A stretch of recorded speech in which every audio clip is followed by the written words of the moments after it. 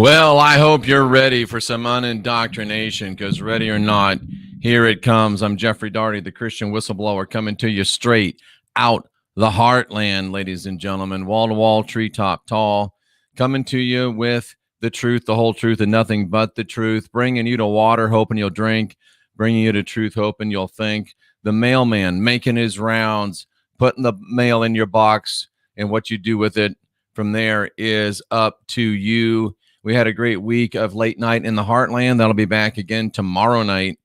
It's our national late night international talk show.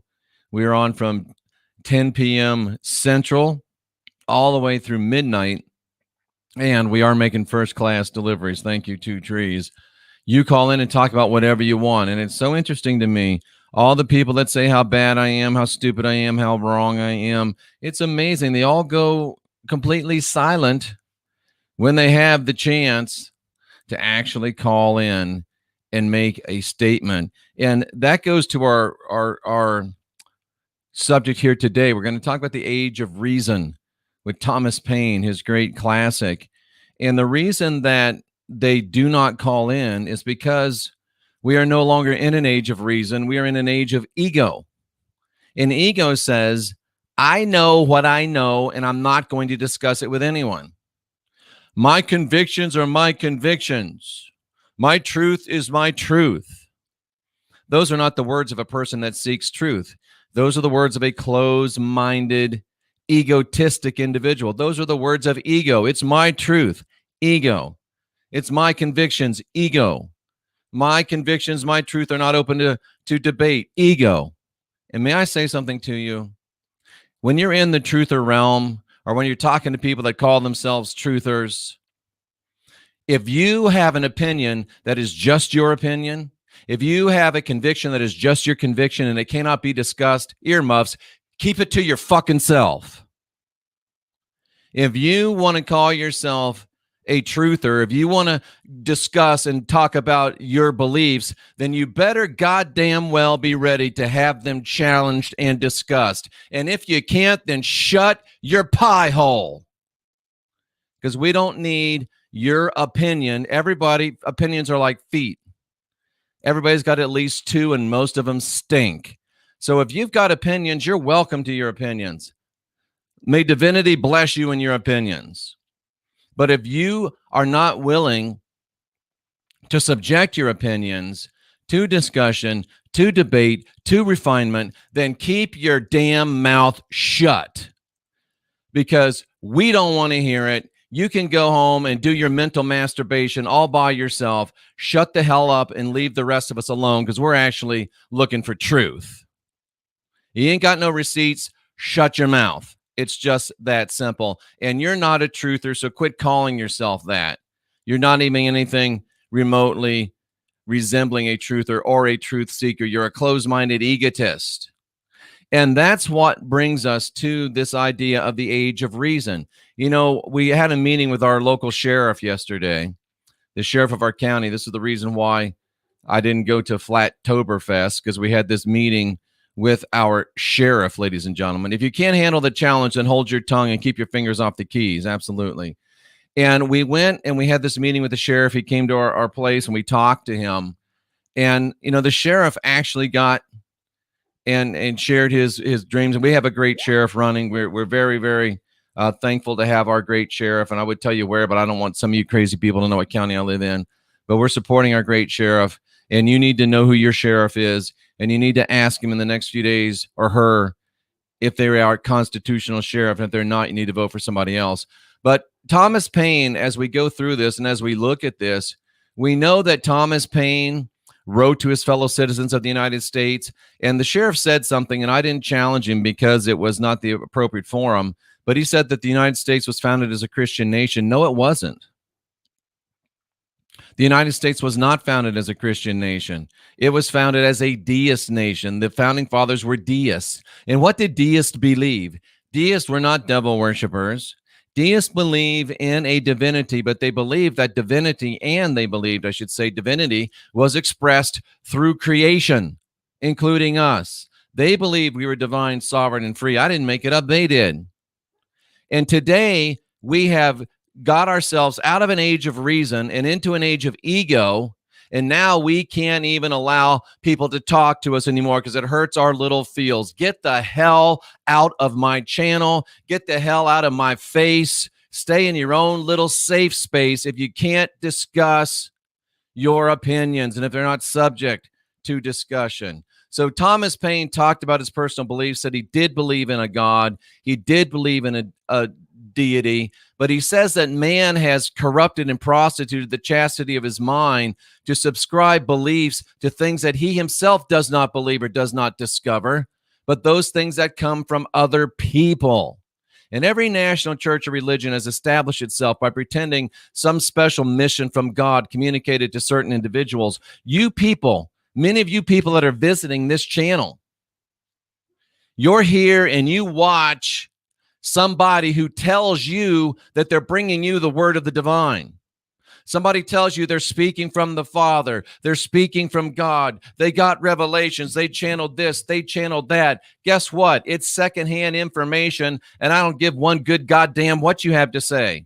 And then they say, oh, we can't, it's not debatable because it's my convictions. If there is a God, and there is, that God will speak to each and every one of us individually. And why are you taking secondhand information from somebody that is egotistical enough to get between you and God? Why would you do such a thing? A revelation to thee is not to me. That's the message of deism. That's the message of Thomas Paine. And that's the message that we're picking up on here today on the Not Your Normal Sunday Show. Your convictions will not dictate mine, especially when you are too much of a snowflake to discuss or debate your convictions. I'm so glad I'm married to Cynthia. She has some convictions that are different than mine, but she's willing to discuss them. And I find my convictions being synthesized to a point from her convictions. I think she would say that she finds the same. And more than often, we come down to a total synthesis of where I come from and where she comes from, and we arrive at a better decision. But your convictions shall not dictate mine. And hearsay is not evidence. Well, what do you mean by hearsay? Well, I heard a story that some virgin got knocked up back in Jerusalem, and she had a baby, and it was the Son of God. Says who? It's hearsay. It's not evidence. Instead of being people of reason, we become monkey see, monkey do little bitches. And it's time to change that, ladies and gentlemen. So today we come and we start with this question. Was Jesus illiterate? Was Jesus illiterate? What do you mean, was Jesus illiterate? That sounds like it's an insult. It's a question. And if I ask a question and you interpret it as an insult, that's because your ego's out of control. Jesus wrote no account of himself, wrote nothing about his birth, nothing about his parents. He didn't write about anything else. Not a line of what is called the New Testament is Jesus' own writing. Of course, it's hard for a guy that didn't exist to write, but the history of him is altogether the work of other people. And the account of his resurrection and his ascension was the necessary addition to the story of his birth, and it has been copied 1,000 times from 1,000 different religions. So we have to look at this thing from a guy that never wrote anything for himself, that was a copy of many other guys, and people that didn't see it are telling us about it. We have to ask ourselves, is it just a wretched contrivance with which this latter part is told that exceeds anything that ever went before it? The first part, the miraculous conception, was not a thing that was admitted of publicly, and therefore the tellers of this part of the story had this advantage, that though they might not be credited, they could not be detected. You see why you tell a story like that? It can't be disproven. And people come on my show, will prove that Jesus wasn't real. That's not how logic works. Logic does not force you to prove a negative. Logic forces you to prove a positive. If you say Jesus was real, you have to prove that he was real. I don't have to prove that he wasn't real. And did you ever notice Jesus is real? Jesus is real. Jesus is real. Just interesting. I do not have a burden of proving that Jesus was not real. You have a burden of proving that he was real, and nobody has ever been able to prove that Jesus was real other than biblical proofs, and that is called circular reasoning. You can't say the Bible's true because the Bible says it's true. You can't say Jesus is the star of the Bible and the Bible says he's true, because that's called circular reasoning, and it's a logical fallacy, and it doesn't work. It doesn't fit reason. It only fits ego. And it's time to move out of the age of ego and back into the age of reason. They could not be expected to prove it because it was not one of those things that could be proved. And it was impossible that the person of whom said it could prove it himself. And they think they've got you in a box because, oh, you can't prove Jesus wasn't real. We don't have to. You have to prove that he was real. And not to mention, as Francois comes up and talks about, nobody wrote a word about Jesus until 200 years after he was dead. Think about that. Nobody wrote a word about Jesus until 200 years after he was dead. Wow. Let's talk about the requirements for belief. If you want me to believe something, you've got to show me proof. You got to bring receipts, as my friend young Pharaoh says. And I don't agree with everything that Pharaoh says, but I like that. You got to bring receipts. In other words, you got to bring proof. And Paine talks about the resurrection. And when you talk about the resurrection of a dead person from the grave and his ascension through the air, it's a thing very different as to the evidence it admits to the invisible conception of a child in the womb. So there's a lot of claims that you Christians have to prove. You have to prove that he was miraculously conceived, and you haven't. You have to prove that he rose from the grave, and you haven't. You have to prove that he ascended through the air, and you haven't. And the resurrection, supposed to have taken place, supposedly in public, supposedly people saw it. That's what ocular demonstration is. People saw it. And then he went up like a balloon or the sun at noonday, and at least a lot of people in Jerusalem must have seen it. A thing which everybody's required to believe requires that the proof and evidence of it should be equal to all and universal. And as the public visibility of this last related act was the only evidence that could be given and could give sanction to the former part, the whole of it falls to the ground because that evidence was never given. Think about this, ladies and gentlemen. This was AD 30-ish, if it happened, AD 32, AD 33. Dude raises from the dead, gets out of a grave. Dude walks around, says hello, has some breakfast, and then dude floats off into the air and disappears. Wow. And not one person said, you know what? I should write this down. Not one person for 200 years said, you know what? That was kind of significant. Maybe I'll write it down. Now, you that believe in Christianity, you that believe in the Bible, you that believe that Jesus is real, why didn't somebody write down? Why didn't somebody tell somebody, oh, dude rose up into the air? Nobody for 200 years talked about it.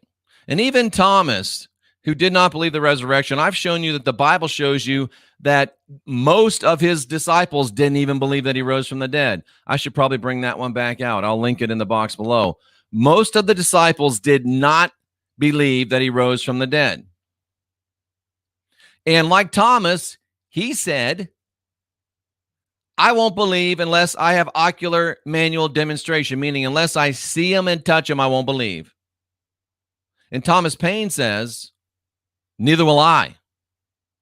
But you have lost your reason. You've lost your integrity. And you've really lost your self-confidence, so much so that you're willing to believe what other people said 2,000 years ago, after 200 years of silence, and you're willing to bet not only your credibility on it, but you're willing to bet your eternity on it. If Thomas said, I won't believe till I see, neither would Thomas Paine, and neither will I. Neither will I. And you can't troll in the chat room. If you do, you're going to be bounced. I'll even open the phone lines at the end to make it fair, but you can't troll in the chat room. If you have something to debate or discuss, you got to have the balls to make the calls. Ladies and gentlemen, this is powerful, powerful stuff. And if some of you find that you don't have the balls to make the calls, I suggest that you go to jeffreydaugherty.com and look at the Focused Life Force Energy product. It brings high consciousness to your environment, on your cell phone, on your phone, and it might help you grow some balls. Theoretically, it might help your testicles to drop, you men that all you can do is sit behind your keyboards and peck, but you can never actually call somebody and challenge them. It might help you. I know it'll help you ground yourself. I know it is EMF retarding. I know that it helps all of the nutrients that you consume to be uploaded and uptaken much easier. I know it helps you flourish and prosper. I know it helps you discover your great basic purpose. I know it helps you be wall to wall and treetop tall. It makes you feel 10 feet tall and bulletproof. Works from the mitochondria on out. I know Cliff High says it's the only reason he's alive today. Oh, no, that's C60. But go to jeffreydaugherty.com. Take advantage of this great product. It really, really is. So, ladies and gentlemen, you've lost your reason, and you're not willing to take it back. At least most of you aren't. And it's a vain attempt to palliate or disguise this matter. It's just my convictions. It's just my beliefs, and I won't discuss it. That's because your story is supernatural and it has every mark of fraud and imposition stamped upon the face of it. When you find yourself saying, these are just my convictions, these are just my beliefs, and I won't discuss them, that's because you know that they're fraudulent. That's because you know that they're not true. Les Welch makes a good comment here, and I'm gonna show it. Les Welch kind of paraphrased what Mike Tyson has said, and this is one of the great problems in America today. It hasn't come up yet on my streaming service, but Les Welch said, where is it? Les Welch said that this world is full of guys that will talk shit and then get their ass kicked and then call the cops. But it's even worse than that, because this world is full of people that will talk shit on social media that will never, ever talk it to your face. And as Mike Tyson said, one of the worst things about this world today is that the internet has created a place where somebody can talk shit without getting punched in the face. There used to be a natural order and that you could solve things, but now you can't. And cowards will take pot shots at you, but never, ever have the courage to face you down. And when you find yourself not willing to discuss and not willing to debate, you know that you're a fraud. There's no doubt about it. And you're so far from being a person that is seeking after truth. We were the authors of it as impossible. Who were the authors of it is impossible for us to know. Who wrote the Bible? You don't really know. You don't really know. And for us to be assured that the books in which the account is related were written by the persons whose name they bear, we don't know. The best surviving evidence that we have now is that it was written by the Jews. That's all we know. All we know is that it was written by the Jews. And what do we know about the limbs? We know what they owned. We know who they own. We know what media they control. We know what money they control. We know what banks they control. We know who they are. And all we know is that they wrote the Bible. And that Jesus was one of them. Now, if you knew that everything that was against you was written by the same group of people, and then you found out the thing that's supposed to be for you was written by those people, you would smell a rat, wouldn't you? You would smell a rat. They are regularly descended, these writers, from the people who lived in these times, and when it was said to have happened, and they say it's not true. It has long appeared to me to be a strange inconsistency to cite the Jews as proof of the story of Jesus when the Jews say it ain't so.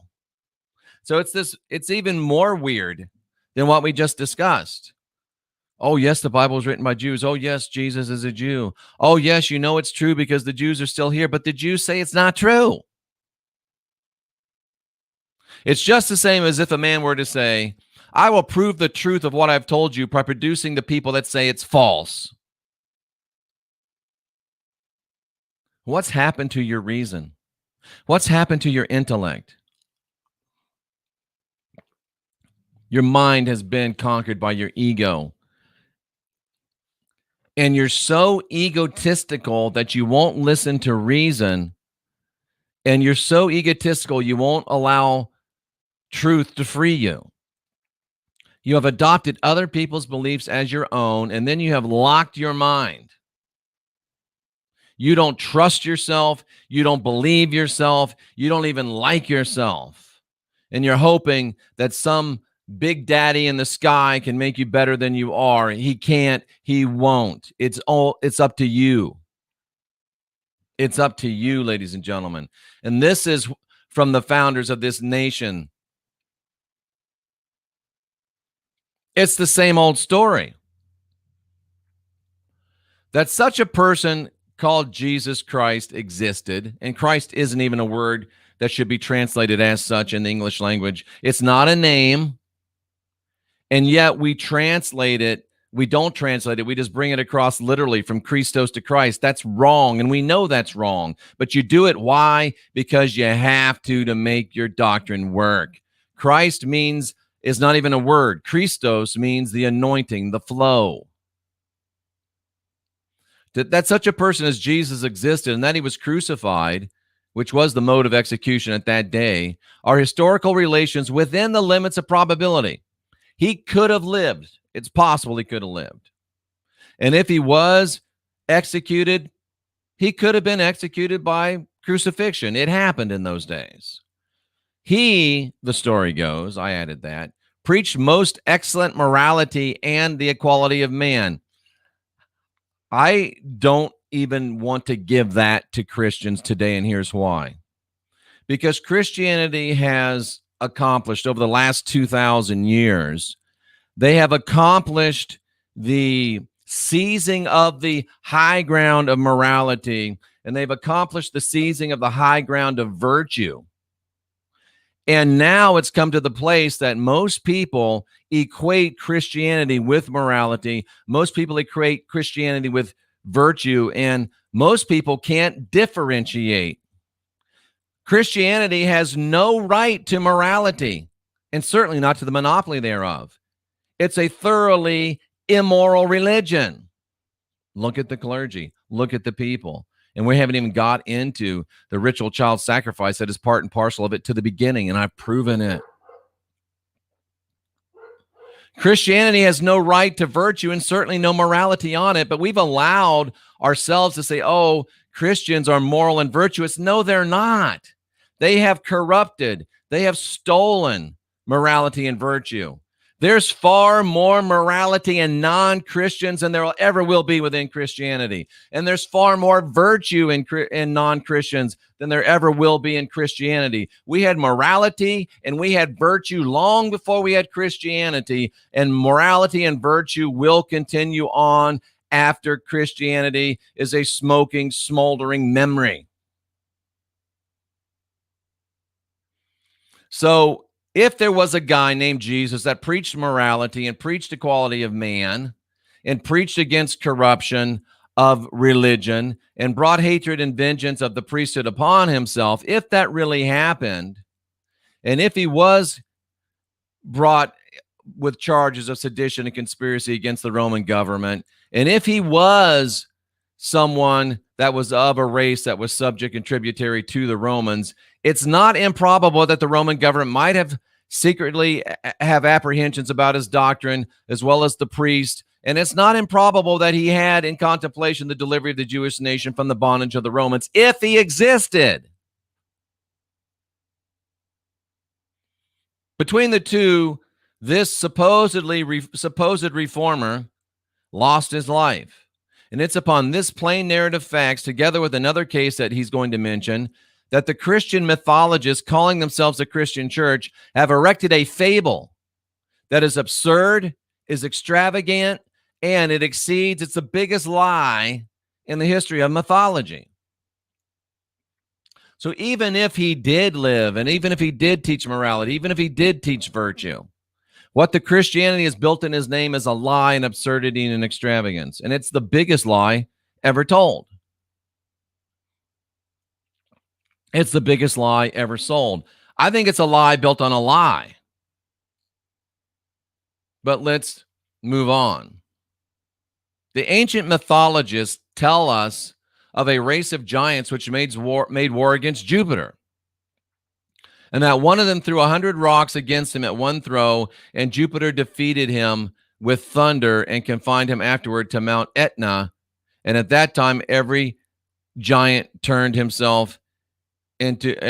started belching fire. You can see the volcano analogy there.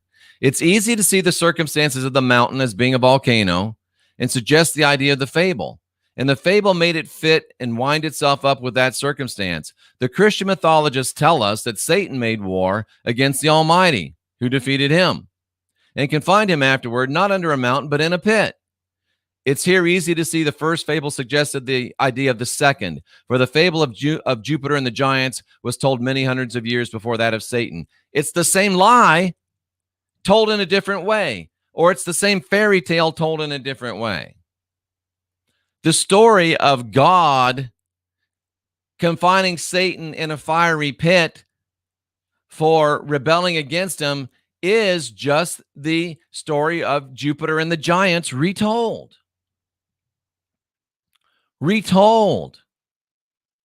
So I say, cool story, brah. Where's your proof? And plagiarism makes for a lousy foundation.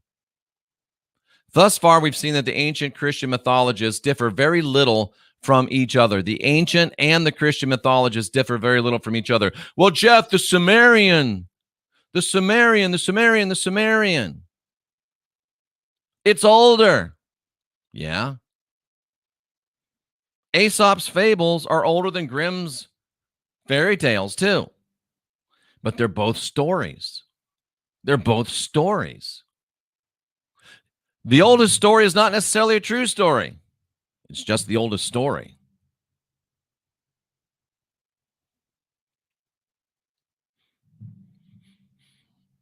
The old stories and the new stories differ very little from each other.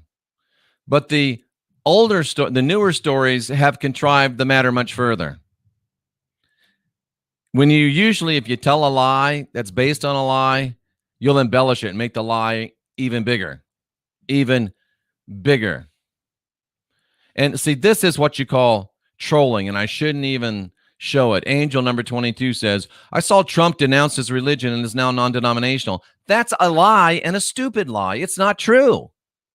What you saw was Donald Trump, allegedly, who was a Presbyterian, said that, I think I'm going to be non-denominational now. And here comes Angel number 22, probably a nice person, but comes up and says, Trump denounced his religion. Since when does changing your denomination mean you denounce your religion?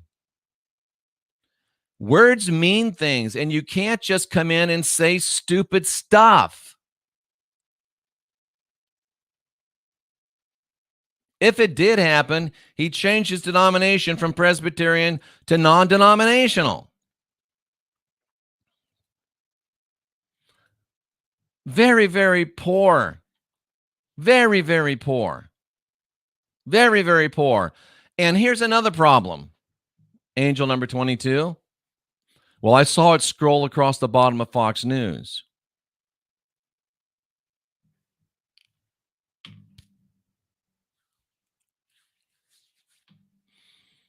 Think about what we just heard, ladies and gentlemen. And this is the problem. This is the problem. And I know this is a nice person and they don't deserve to be singled out, but they came into the chat room and you're coming into the arena of ideas. This is the problem with our world today. We will see something scroll across the bottom of Fox News. It doesn't have to be Fox News, CNN, ABC, NBC, MSNBC, my favorite YouTube channel, hell, this channel. I saw it scroll across the bottom of the screen, and then instead of researching it, instead of vetting it, I go on a public channel and state it as fact. Trump denounced his religion. Says he's non-denominational. How do you know? I saw it on the internet. Folks, seeing it on the internet, hearing it from an internet talking head, hearing it from me doesn't make it true. You're better than that, and you've got to be better than that. You're smarter than that, and you've got to be smarter than that. That is the way you lose your sovereignty, your divinity, and your freedom. You are not a parrot. You're not a polywana cracker. You're a human being. If you see something scroll upon along Fox News or you see some YouTube talking head say it, start researching it. And once you've researched it, then you might want to mention it. But to get it from the news and then repeat it as fact, that's what's wrong with our movement. Rex Bear says we don't have reporters, we got repeaters. And who wants to be a repeater? You're a dick if you do that. You're a dick if you do that.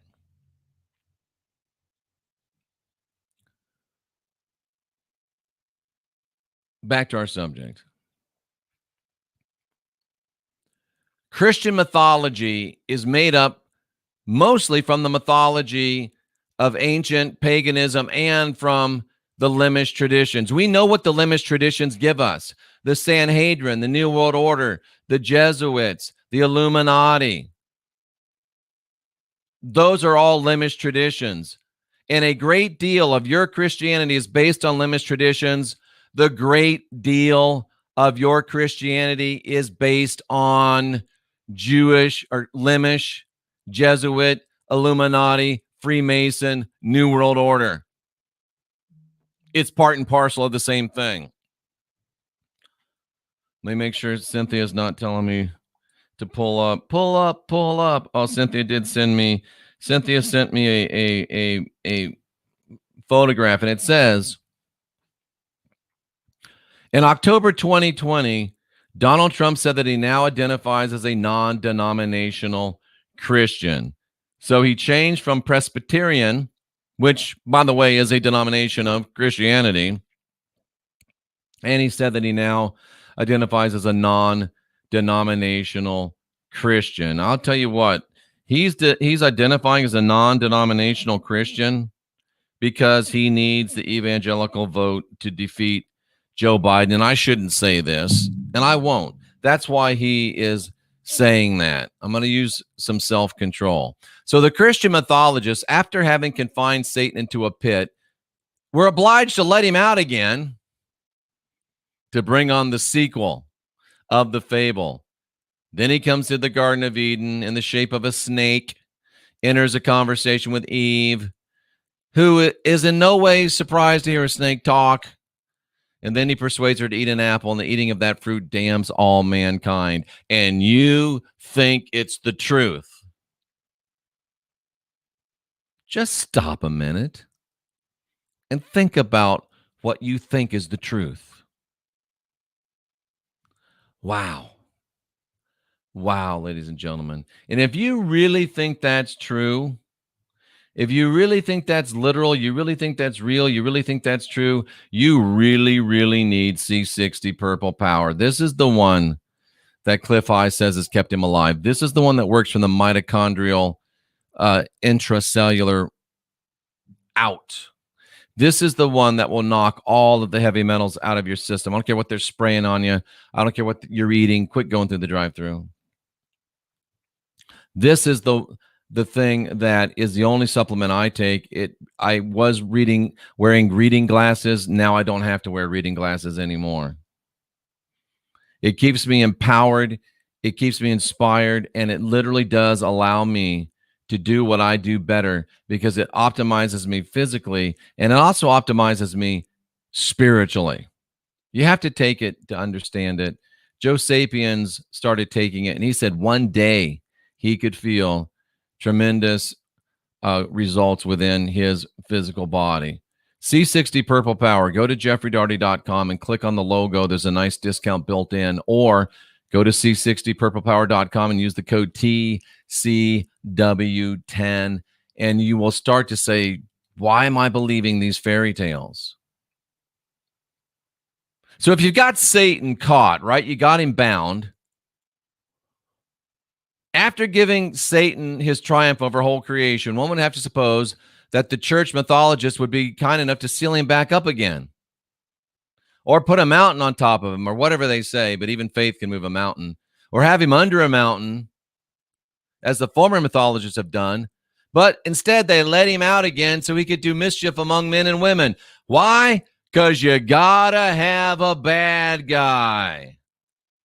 But instead of this, they leave him at large, and even obliging to give him his Paralitha secret, of which is they can't do without him. In other words, the reason why there's a devil in Christianity is because it ain't a good story without one. You can't control people without one. You can't scare people without one. The devil's the boogeyman.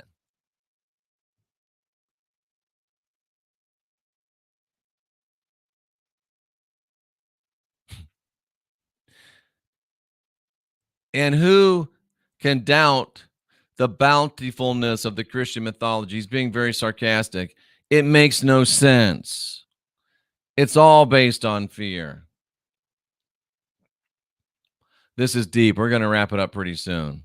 So, having made an insurrection and a battle in heaven in which none of the combatants could either be killed or wounded, putting Satan into a pit, letting him out again, giving him a triumph over the whole creation to where he could offer it all to Jesus, damning all mankind because they ate an apple, the Christian mythologists bring the two ends of their fable together.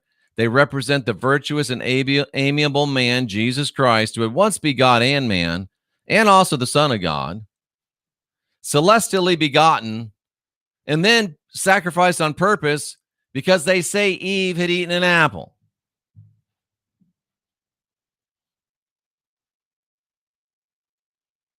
Wow. Wow. Really? Really? And you believe that? And it's not subject to debate. It's not subject to discussion. That's because you know it's absurd and you can't defend it. That's why it's not subject to discussion. That's why you know it's a fraud. It's a phony. It's a falsehood.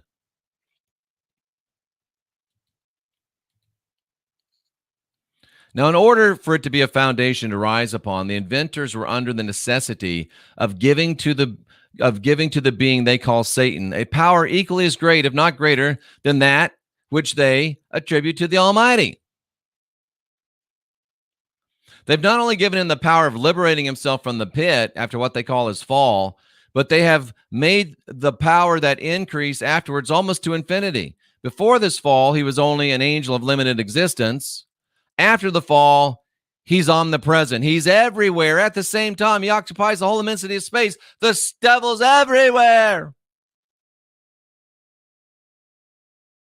They've really deified Satan, and they represent him as defeating by stratagem in the shape of an animal of the creation all the power and wisdom of the Almighty.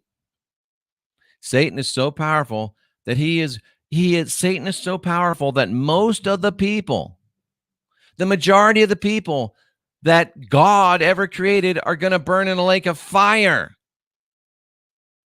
Because of who? Because of Satan. So let me ask you a question.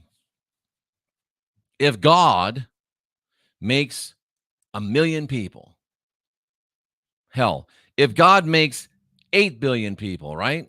God makes 8 billion people, and the road is narrow, and the way is tight, and few there be that get by. How many is a few out of 9 billion? We'll be nice. We'll be kind. We'll say 1 billion out of 9 billion is a few.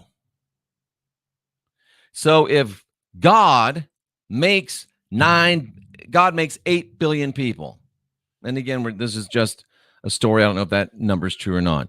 If God makes 8 billion people and Satan succeeds in causing 8 billion of them to burn in a lake of fire forever, who won?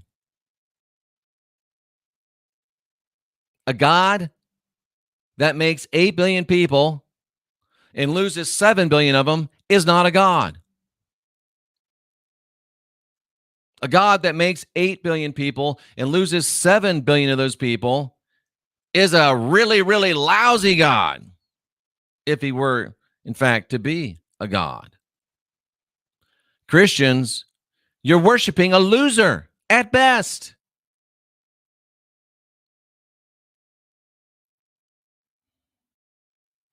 Think about it.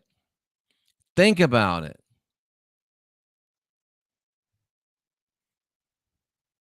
Doesn't make a lot of sense, does it? Had the inventors of the story told it the contrary way, or the way that was against it, that is, had they represented the Almighty as compelling Satan to exhibit himself on a cross in the shape of a snake, which Moses did, by the way, as a punishment for his new transgression, the story would have been less absurd and less contradictory. If the bad guy got crucified for being bad, it would have made a lot more sense. But instead of this, they make the transgressor triumph and the Almighty fall. That many good men have believed this strange fable and lived very good lives under that belief, I have no doubt, says Paine. And it is true. I have known good people that have lived and died as Christians. In the first place, they were taught to believe it, and they would have believed anything else in the same manner. There's also been many who have been so enthusiastically enraptured by what they conceive to be the infinite love of God to man in making a sacrifice for himself that the vehemence of the idea has forbidden and deterred them from examining the absurdity and profaneness of the story. It is a hell of a story. Cocaine's a hell of a drug, and Christianity's a hell of a story. But it's very unnatural. And I want to close with this. I want you to think about it. There are places in this world where you can go. And you can go and you can walk to an altar. You can kneel down. And we know these things are true. You can kneel down and you can witness a human sacrifice. You can witness the shedding of blood.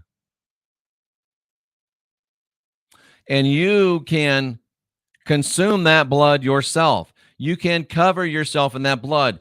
It happens all the time in dark ritual ceremonies. And you can receive the spirit. You can absorb the essence of that being and its ancestors into you. Now, of course, we call that demon worship. We call that devilish. We call that horrific, and it is. But somehow, put it in a church, go down to an altar, kneel before a emblem of human sacrifice, worship and do obeisance to that human sacrifice, drink the blood of that human sacrifice, Jesus said, if you don't drink my blood, if you don't eat my flesh, you've got no part in me.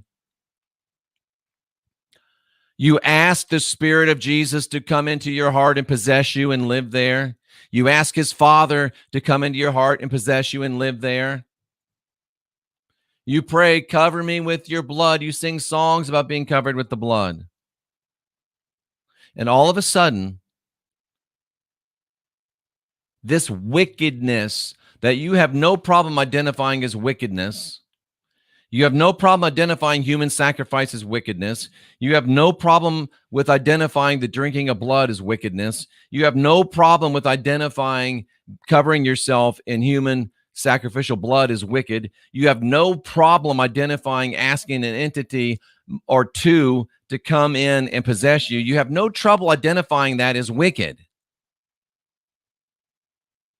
But yet, when it's done in a church, instead of in a cavern somewhere in the middle of a forest, now all of a sudden what is wicked has become holy. This is why you won't discuss your convictions. This is why you won't allow discussion of your beliefs, because you know they are fraudulent, foolish, and false. And somewhere deep in your heart, the reason that you react so violently towards me is because you know they're damnable. And you know you're believing horrific heresies. And there's a part of you that likes it. That's the real problem. Part of you likes it. You like the power. You like the way it makes you feel. And you don't want to give it up. You're welcome, Linda. You've lost your reason. You're totally into ego. And really, you're being controlled by other people's ego. Try to stay on point in the chat room, please.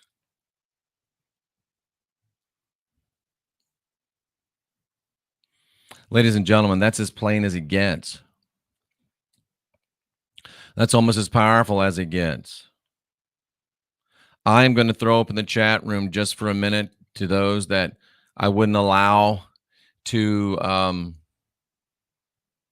troll in the chat room. We're going to give you the chance to come on, make your call, and share your questions or comments or your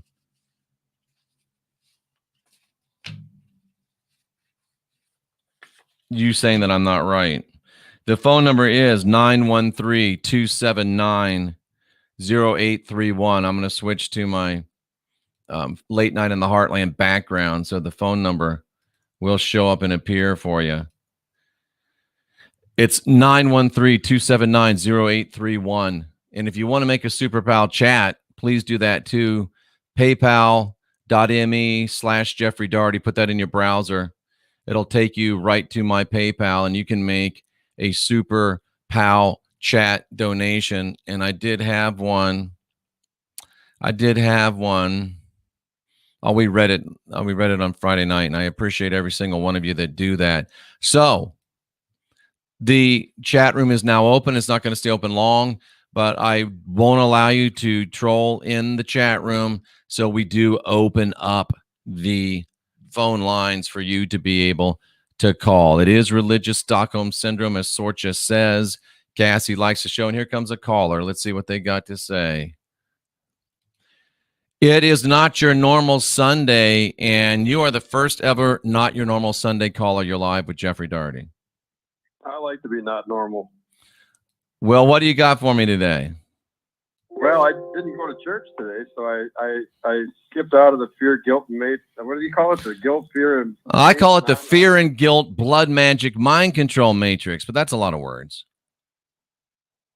Let me get that right. The fear and guilt control matrix, I thought you used to say. Well, I'd added blood magic mind control because it really is. That's more descriptive. So it's the fear and guilt blood magic mind control matrix. Fear and guilt blood magic mind control matrix. You got it. I'm getting there. What's on your mind this morning? I'm trying to get unindoctrinated, but it takes time. You know what? It takes a long time, and it takes a lot of bravery. And one of my problems is that I want people to get unindoctrinated that fast, and I'm not always very patient when they don't. So I'm trying to learn to be more patient and give people more time and space to be unindoctrinated, and Cynthia's helping me out with that. So you still have that patience and long suffering on you, don't you? I need to have some more patience. I don't want to long suffer, but I do need some more patience. You don't want to suffer too long. Anyway, I just wanted to call in because I didn't go to church and I wanted to join church with former pastor Jeffrey Daugherty. You know what? I appreciate you calling in. I thank you for calling in. And whether it's, you're trying to hang up on me now. No, I'm kidding. And whether it's me or not, I'm glad that you didn't go to church, because it'll be better for you that you didn't go to church. You know, it actually, you're right. It was better that I didn't go to church, because I got to actually study the contradictions that are being taught from the Bible. Absolutely. And that helped me to get unindoctrinated from all their fear, guilt, control, blood, mind control matrix. Did I get it right? No. You got it close. Is there anything else you want to state before I do hang up on you?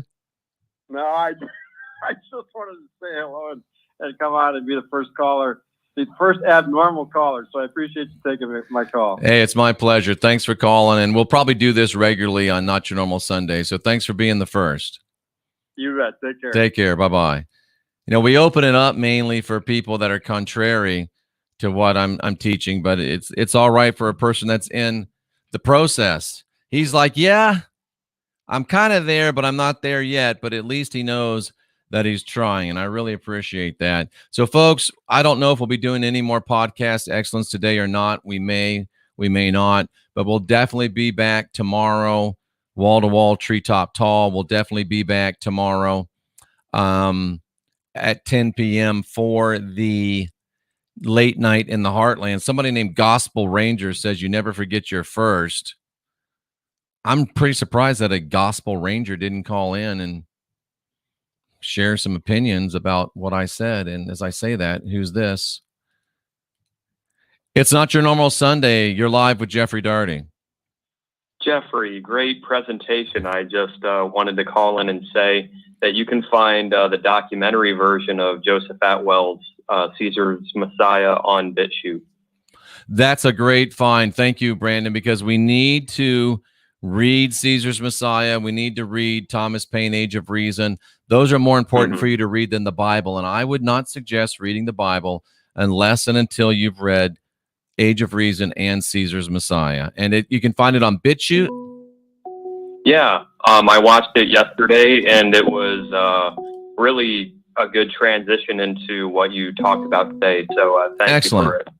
Thanks, Brandon. I'm going to grab this other caller, and then we're going to get the heck out of here. Right. Bye now. Bye-bye. Thank you for holding. It's Not Your Normal Sunday. Please turn down your device and tell me what's on your mind. Yes, how are you today? I am doing great. What's on your mind? Well, I'm just wondering, the archaeological evidence of the Bible, what's your thoughts on that?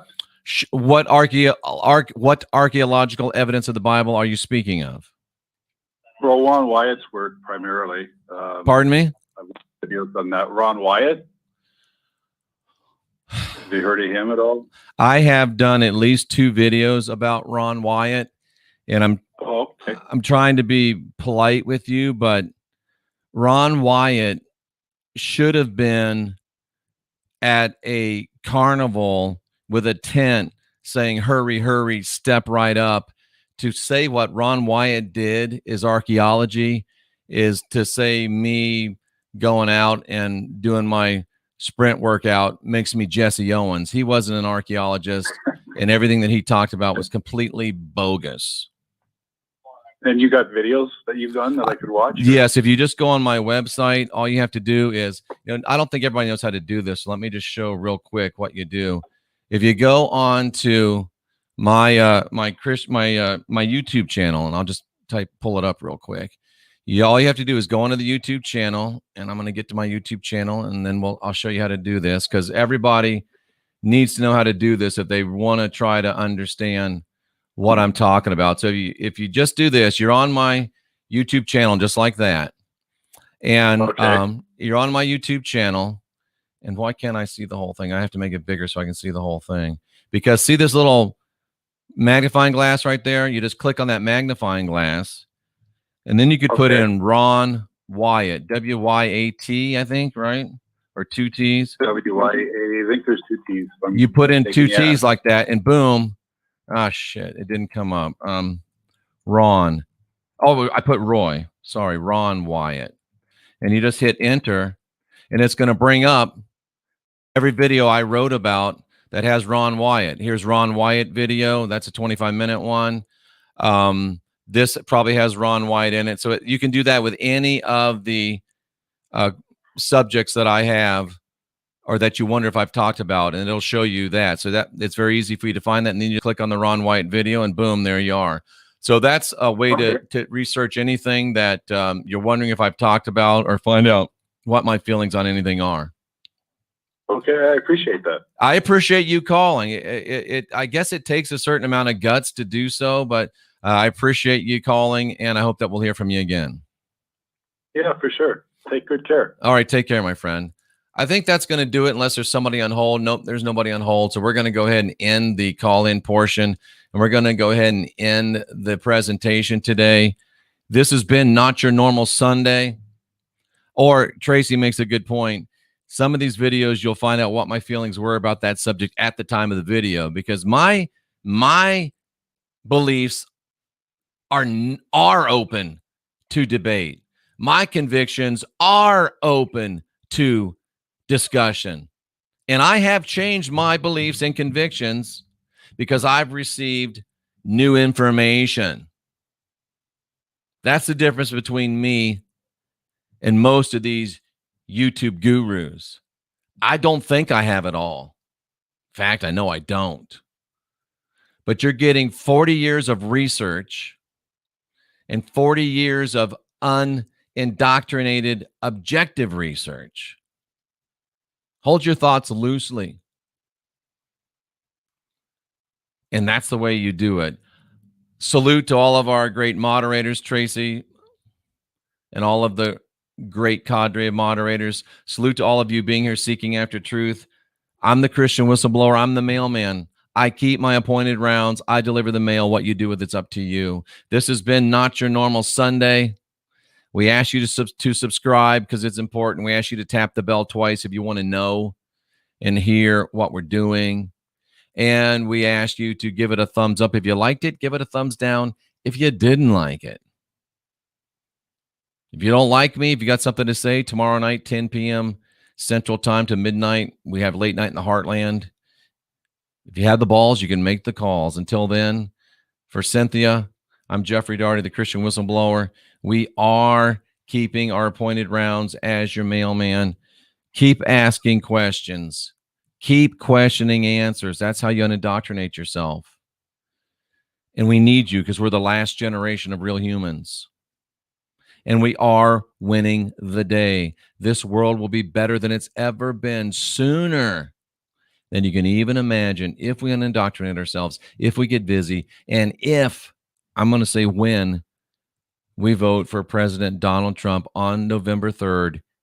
It's that important. I'll see you again soon. Thank you for being here. And it's been Not Your Normal Sunday. And thank you for putting an exclamation point on my week.